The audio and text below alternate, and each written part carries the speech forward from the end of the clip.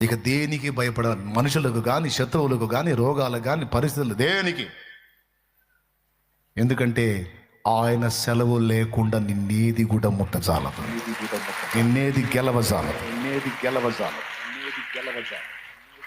కలవరం, ఎవడన్నా బెదిరిస్తే కలవరం, ఎవడన్నా మాట అంటే కలవరం, ఏదన్నా ఒక మాట చెబితే కలవరం. నేను చెబుతున్నా, కలవరంలో ఉండటానికి కాదు, నువ్వు క్రీస్తు రక్తంలో కడగబడింది. విశ్వాసాన్ని బట్టి నువ్వు సమాధానముల విశ్రాంతిలో బ్రతకడానికి పిలువబడ్డావు. సహజంగా ఏదన్నా సమస్యను బట్టి మనకు భయం అనేది ఉంటుంది. కానీ వాడేం చేస్తాడు తెలుసా? నీలో ప్రవేశించిన భయాన్ని గెయిన్ చేస్తూ ఉంటాడు వాడు, అతి చేస్తూ ఉంటాడు. అంటే అతి భయం, పద్దాకల దాని గురించే భయపడి హార్ట్ స్ట్రోకులు తెచ్చుకుంటారు, షుగర్లు పెంచి పడేస్తారు.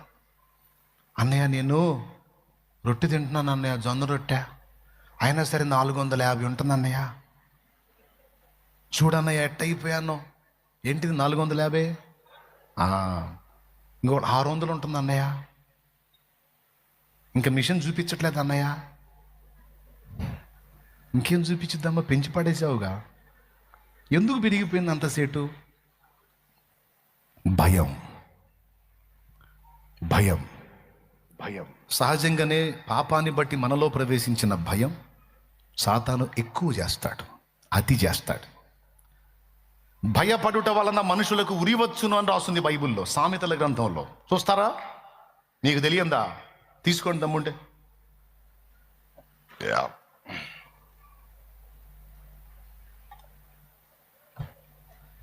మీకు ఆలస్యం అయిద్దేమో, నేను చూపిస్తాలే. సామెతల గ్రంథము, భయపడుట వలన మనుషులకు ఉరివచ్చును, వీడేమో దరిద్రుడు దాన్ని ఎక్కువ చేస్తాడు. 29-25 నాయన చదువు. భయపడుట వలన మనుషులకు ఉరివచ్చును. అది రాసుకోనాయనా, అండర్లైన్ చేయి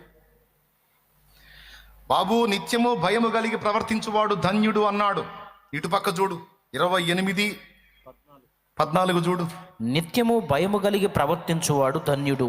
ఒక చోటేమో భయపడటం మంచిది అన్నాడు, ఒక చోటేమో భయపడితే ఊరి అన్నాడు. అంటే అర్థం ఏంటో తెలుసా? భయపడితే మంచిదని ఎందుకు అన్నాడో తెలుసా? భయపడాల్సిన వాడికి భయపడితే మంచిది,